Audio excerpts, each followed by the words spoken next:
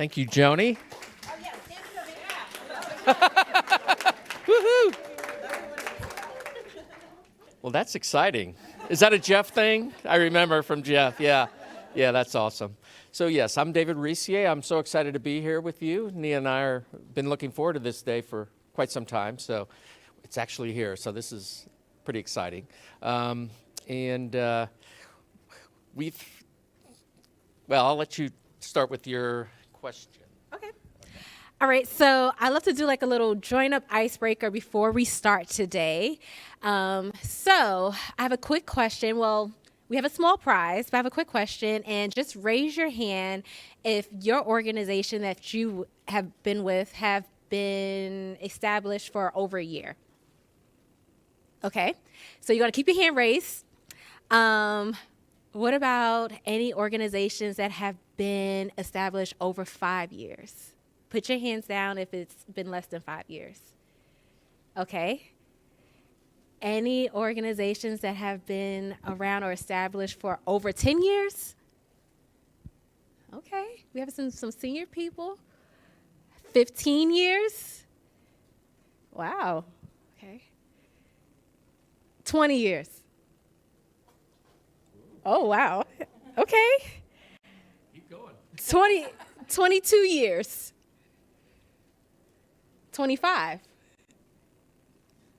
30. Okay.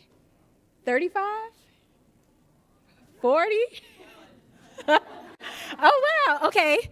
So I'm going to give you the mic. I would love to hear your organization's name and what you guys do. I just want to hear more about who's in the room. So being the most OG senior person here, please share. Yes. My organization is Hope Atlanta. We've been around for 123 years, serving individuals and families experiencing or at risk of homelessness, connecting them to long-term housing solutions. Well, thank you, Liz, and for being in your organization be established for so long. We just want to gift you with one of Truett's books, Eat More Chicken, Inspire More People. A lot of great stories in here. It's a great read, easy read. And also I want to say, use Liz as a resource, as a tool, being a part of one of the longest organizations here, to make connections, to lean on, to get advice, a lot of wisdom. So thank you for being here. Thank you all for being here. And we have some more prizes throughout. So we're going to keep going. Yeah, so as we peek behind the curtain of Chick-fil-A today, we hope you'll feel more equipped to grow and your culture of hospitality and care within your organization. And so we're going to jump right in and talk about Nia. Yep. Oh, there we go. We didn't get to rehearse. So here's the roadmap. We're going to talk about why hospitality, why it's important to Chick-fil-A, what it means to Chick-fil-A, and ultimately, how do we put it into practice? And while Chick-fil-A is a for-profit business, I think there's going to be some parallels that hopefully make sense for your own organizations and things that you do. So hopefully some of these things that we share are more universal than fast food specific, and hopefully you'll be able to connect and draw inspiration, hopefully, from some of what we share. So why hospitality? Chick-fil-A, it's core to our culture. It's a part of who we are, and it drives our my pleasure attitude. It's good for business, which we'll talk about in a little bit. And it's also a key part of our brand heritage, and it all began with our founder, Truett Cathy. Before we jump in, though, I want to just talk about what we know and the differences between service and hospitality. We think of service as providing a product, whereas hospitality is just how do we take care of people. Now, service as providing a product, that could be taking an order at the counter, delivering a meal to a curbside guest, doing a third-party or catering delivery. It's that component. Whereas hospitality is rooted in our desire to take care of people. It's how we bring the guest experience to life. And for us, it's our heartbeat. It's really what influences what we do each and every day, ideally. And so I think of service and hospitality kind of being two sides of the same coin. So service is being what we do, and then the hospitality is how we do it. Yeah. So The beauty, though, is when both of those are working in tandem. If you use a restaurant experience, you could go somewhere, they have great food, but the service wasn't so good, and vice versa. Great service, lousy food. Are you really going to want to go back? Or maybe it makes you think twice. So what can you do to bring those two together in alignment is the key.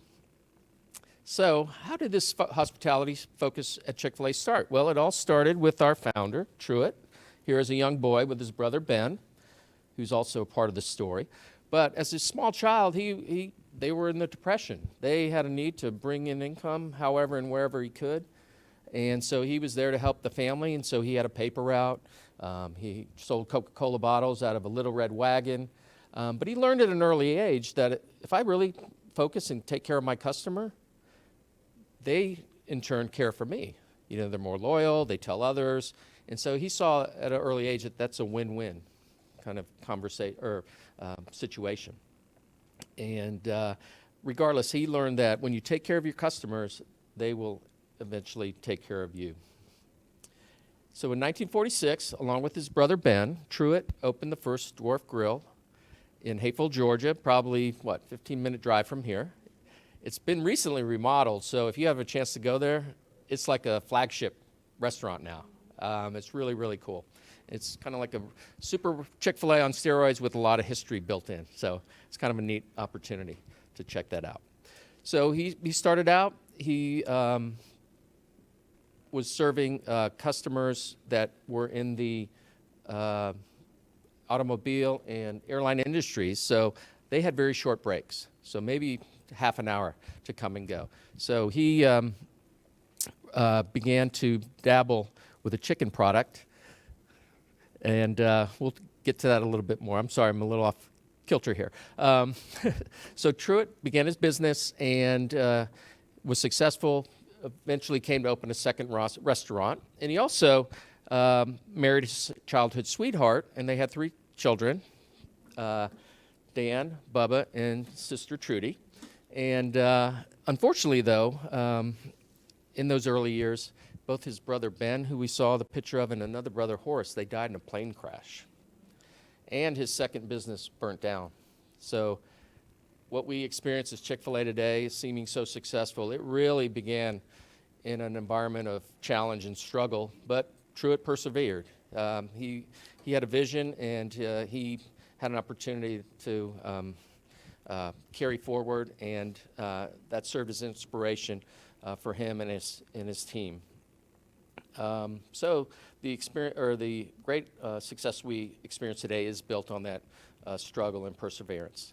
But from the beginning, Truett was always committed to being closed on Sunday. This was a reflection of his abiding faith and using biblical principles to grow and guide his business, but it was also for practical reasons. It was a 24/7, although closed on Sunday, he just needed some time for rest and to relax and worship. So then at the Dwarf Grill, Truett's customers were, as I mentioned, on quick breaks. This is where I got ahead of myself. But there was a company called Good Brothers, and they were a chicken provider, and they worked with the airline industries.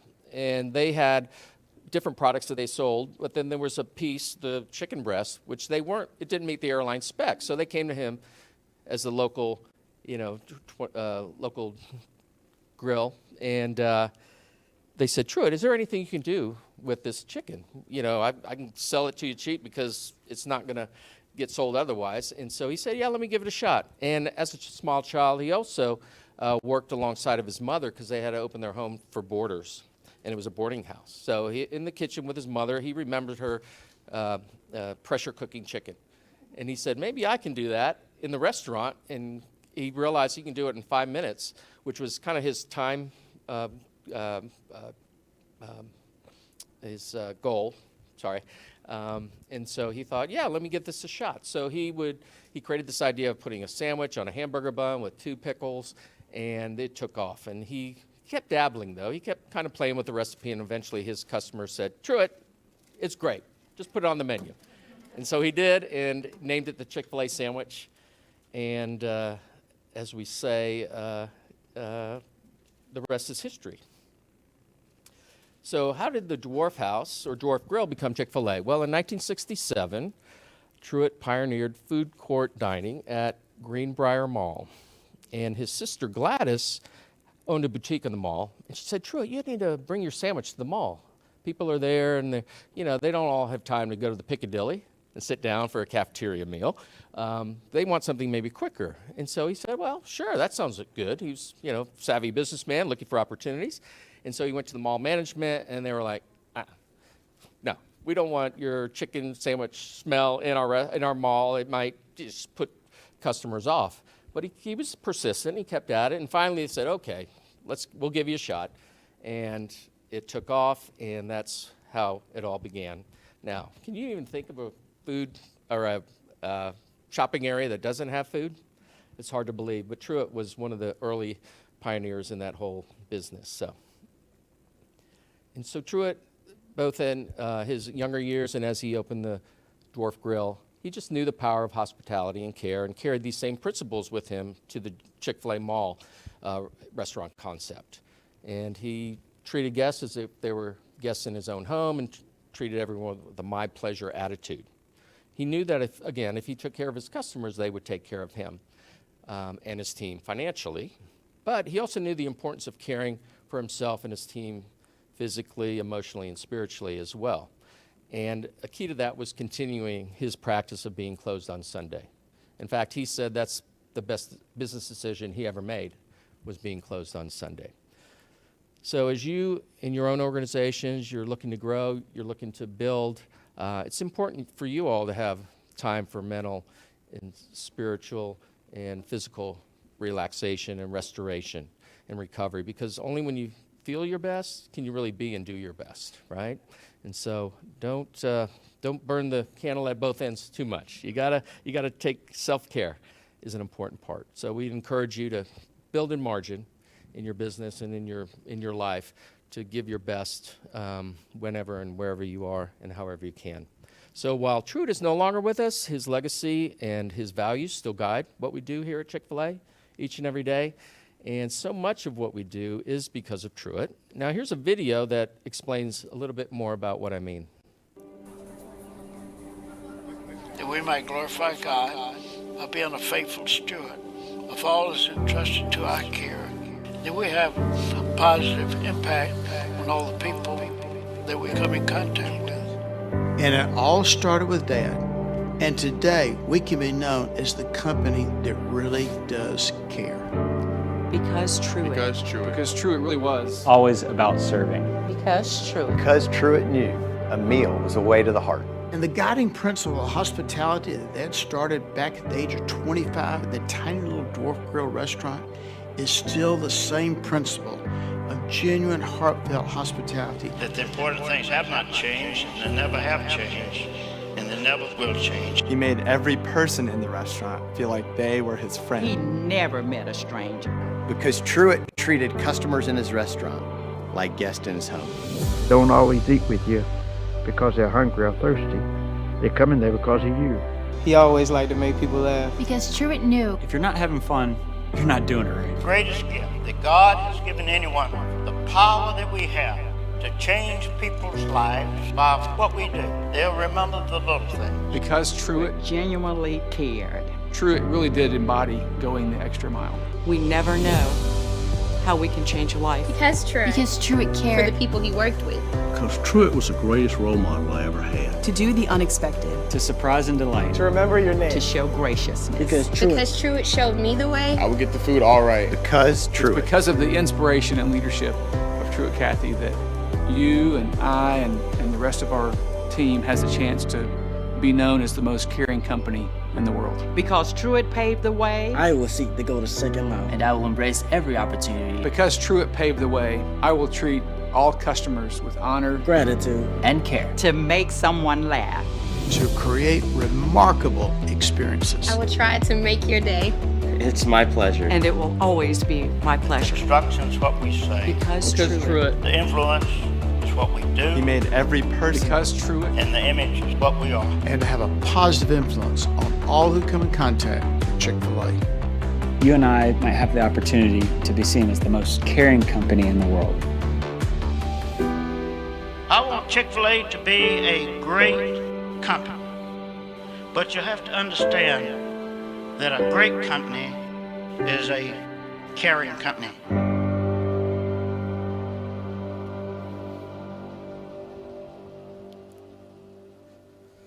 So one of the quotes that he also shared quite often was this idea of courtesy being cheap, but that it pays great dividends. Pretty simple, but really profound. And he was a great businessman who had a heart for service, but he also had understood and appreciated the tangible benefits of what delivering great service and genuine hospitality could bring. Now let's take a quick peek at just some research that helps support this idea of courtesy being cheap but paying great dividends.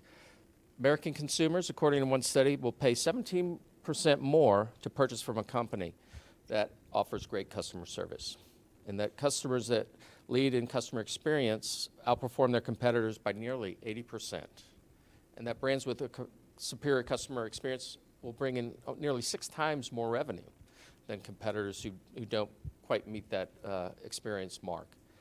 And the last one, and perhaps most importantly, companies with initiatives to improve their customer experiences see employee engagement increase by 20%. And in today's business environment, at least for us, with labor shortages and that the hiring pool being challenged in terms of good candidates, it's a struggle. So we believe that the customer experience strategy can engage employees in a way that really deepens their relationship to the company and their customers in the process. So just some questions for you to think about. I don't know if you want to take a photo or whatnot, but just food for thought, if you will, on things for you to consider as you get back to your organizations and get back with your team, and this idea of hospitality. How are you currently displaying hospitality? And how might you build a culture of care in your organization? And now I am going to turn it over to Nia, who's going to carry us through the next 2 parts of our roadmap, the what and the how. Thank you, David. Look, it's no need to clap. I am such a introvert person, and I want it to be a very, informal time. So if, just no need to clap. But thank you, David, for sharing. It's always good to know and to hear about the history of an organization, right? I know I didn't grow up around Chick-fil-A, so when I joined Chick-fil-A and hearing the heritage of Truett and how it began, and all the different barriers and different hardships that Truett and the Cathy family went through, I was just blown away by it. So I always love hearing about the story of how Chick-fil-A began. But now we're going to get more into what does hospitality mean to Chick-fil-A. So it's really broken down into 3 parts, and we're going to first talk about mindset. At Chick-fil-A, we believe how we treat each other as coworkers is how we will see and be treated towards our guests. Right? To be a company that strives to care for our guests, we must do the same for our team members, operators, and also here at the support staff. So, for example, if you go to a Chick-fil-A restaurant and you hear my pleasure and that caring attitude, it is the same thing you'll witness here at the support center. When I was going through the interview process, I heard my pleasure. It was just very caring, very hospitable. So wherever you are in the organization, we try to reflect that consistently. And we all know, as David mentioned earlier, that care for people. And this is something that Truett stood by. And I just always remember that, every day as an affirmation: care for people. And it takes empathy to commit, and also helps bringing a caring culture to your organization. So I'm not sure if you guys were in this lab earlier today, I think around this morning, where they did a workshop on empathy, where you was talking about your pain points maybe at work, and then you were talking about how can you lean in with an empathetic mindset. So empathy is really that key core principle when it comes to hospitality. So understanding this helps approach all guests with grace, understanding, and empathy. So we just watched a video about Truett, but now let's take a video that illustrates why empathy and care is just so important when you're trying to get that hospitality mindset in your organization.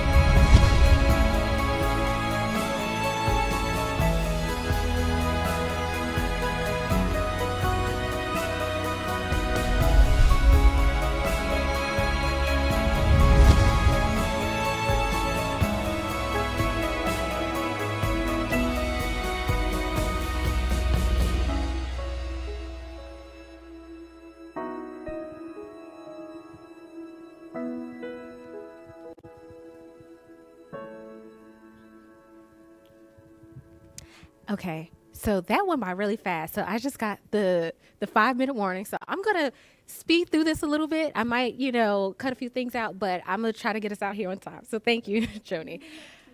Yeah, Okay.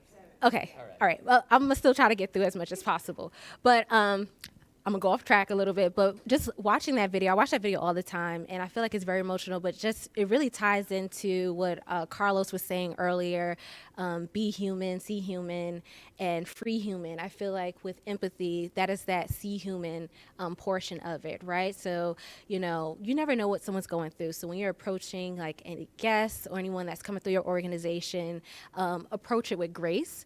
And that's also, tying back to having that hospitality mindset. So the second pillar for what is hospitality at Chick-fil-A is definitely culture. Chick-fil-A is big on culture. So culture here, it determines our sincerity of our hospitality. At Chick-fil-A, we believe that our team members treat each other's, how they treat each other determines how they treat our guests. Even through culture, it can feel like such a hard thing to define, but it creates it every day. And through these behaviors, we model, encourage, and celebrate. By creating a culture, positive or negative, within our organization is how we will perceive each other. So it doesn't matter if you're a leader or if you're like entry level, you can create that culture you would like to see in your organization by how you show up. So that's really what culture means. And I'm going to give 2 examples of Chick-fil-A operators who are very intentional about creating culture in their restaurant. So the first Chick-fil-A operator, every day when he comes into the restaurant for his shift, he has 10 pennies in his right pocket. And as he goes throughout his day, He interacts with his team members and his leaders. He's encouraging them, inspiring them, having great conversations. And every time he does that with a team member, he shifts one penny to the right side of his pocket. So he does that. So at the end of the day, all 10 pennies from the left side is in the right side. And that is just to be very intentional of making sure that he is at least speaking to 10 team members in his restaurant and motivating them and encouraging them. And that's also creating a really healthy, hospitable culture in his restaurant and pouring into his team members every day. Another example of an operator, he asks his team every day when they come in to say hello to everyone that's on the shift and good night to everyone that's on the shift. So as they're coming in, you're acknowledging everyone. Sometimes we are so busy in our day-to-day, we might walk past people. We might walk past the janitor, the front desk person, because you're rushing to that meeting. You're worrying about this project deadline that sometimes you forget just to have small talk conversations with the people that you are doing life with, basically, right? So a way to create culture is just being intentional about saying hi and bye to everyone that's in your organization and just leaning in and say hey, how are you? How's your day going, right? And that's something that we're big on at Chick-fil-A. You'll see somebody in the elevator or in the cafe, and you'll just spark up a conversation, sometimes a little bit too long. We all love to talk here, but we're big on leaning in and actually seeing how everyone is doing. And then the third part of our hospitality mindset is language and behaviors. So, it's 3 parts for language and behavior. So first is the basics, which is create eye contact, share a smile, speak with a friendly tone, and always say my pleasure. So these are the basic core values that we teach our team members every day, just to make sure that they're approaching our guests in a hospitality mindset. So as guests are coming into the restaurant, you're creating that eye contact, you're sharing a smile, even during COVID, because you can smile and still see it under that mask, right? Speak with a friendly tone and always say my pleasure, as you know. So as we think of my pleasure and you're, leaving this breakout, think of what is a motto or a phrase in your organization that you can take similar to my pleasure that people just know you for, right? And that's just a part of your customer experience. And then the second pillar is above and beyond. So when we think of above and beyond, it's a biblical principle that Dan Cathy, our retired CEO, looked at when he was reflecting on our corporate purpose. So the biblical principle says, if anyone forces you to go 1 mile, to go 2 with them. And the idea is to automatically go above and beyond expectations. So I know a lot of people are on social media. You'll see Chick-fil-A team members, running after guests with change, helping moms with babies, changing car tires.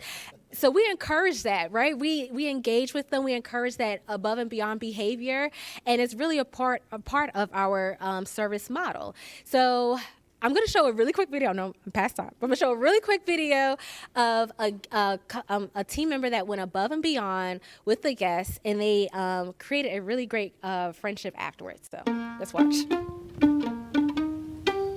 I work at the Chick-fil-A. I go to that Chick-fil-A all the time. He came to the drive-thru. Before I can give him his change, he drove away. It was a month before he came back in. Marcus hands me this envelope, and it's $3. I kept it in my back pocket for over a month. That's crazy. I'm just pretty stunned. She's like, dude, you serious? What? Appreciate the $3, man. Yeah. And we found out we both play trumpet. See, when you go above and beyond and you're building those connections and relationships with your guests and the people you serve, special relationships like this can come out of it. So, third pillar of our hospitality model is the recovery model. So at Chick-fil-A, we are known for our operational excellence, right? Number one. But mistakes do happen. So how you recover from the mistakes can make or break your customer experience. So instead of getting frustrated because a mistake has happened or just ignoring the issue, we encourage team members, this is a time to make an exceptional experience for the guests. So To resolve the issues as they arrive, we ask team members to listen to understand, empathize, apologize, correct the issues, and surprise and delight. So just think about, like, when you have some things that may be going on in your organization, like, do you have a model in place where you can empower whoever is in that, role or in that position of a model that they can do right offhand to correct the issue so it doesn't escalate. All right, and food for thought. Second one. So we're not going to discuss this, but I just want you to take a screenshot of it or think about it when you get back with your team. Are there opportunities in your organization to either create or reinforce a hospitality mindset or culture? So just think about it, sit down, do some evaluation after this, reflect, and okay, what are some ways I can implement some things that I learned today? So now we're on the how. How does Chick-fil-A put hospitality into practice? So it's 4 very simple pillars to that. And the 4 focus areas of that is selection, orientation, training, and sustaining. So first with selection, this will make or break your culture, right? The people that you actually bring into your organization. So are you settling for second best, or are you holding out for the talent, right? So at Chick-fil-A, we ask our candidate, when we're interviewing and looking at candidates, we just look at the little things, like, for example, the core 4. Did they smile, right? Did they have a friendly tone, a friendly characteristic? So those are just the little basics. And then I also want to talk about leadership, right?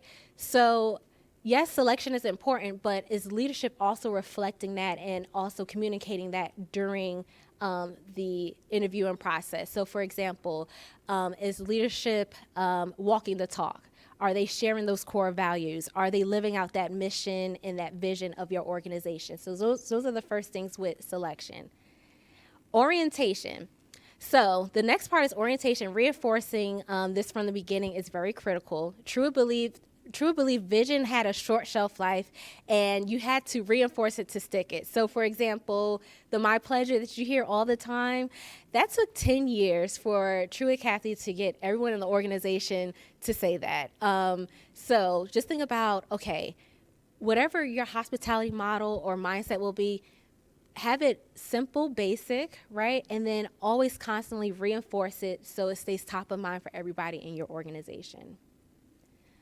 Third is training. So to reinforce this, keep it, like I said, simple and hitting the basics. Use programs and tools and processes to reinforce training as well. So simple, top of mind, and consistency for execution is key for training as well. And then the 4th is sustainability. So here you have 2 key elements for sustainability. You have daily focus that we talked about a little bit, and then measurement. So for measurement, I just want to touch on that a little bit. I believe, it's always great to get feedback for whoever you're serving, whether it's a survey, you're just talking to them, asking them how their experience was, taking that and see how you can revamp it or improvement. And then also, measurement can be something that you're doing within your organization, whether it's a self-assessment or assessment for how you're doing a process, or assessment for the people that are in your organization to see how they feel about it, right? It's always good to get feedback and to improve and to kind of fix what is going on. So that's a great way to work on sustaining that hospitality within your organization.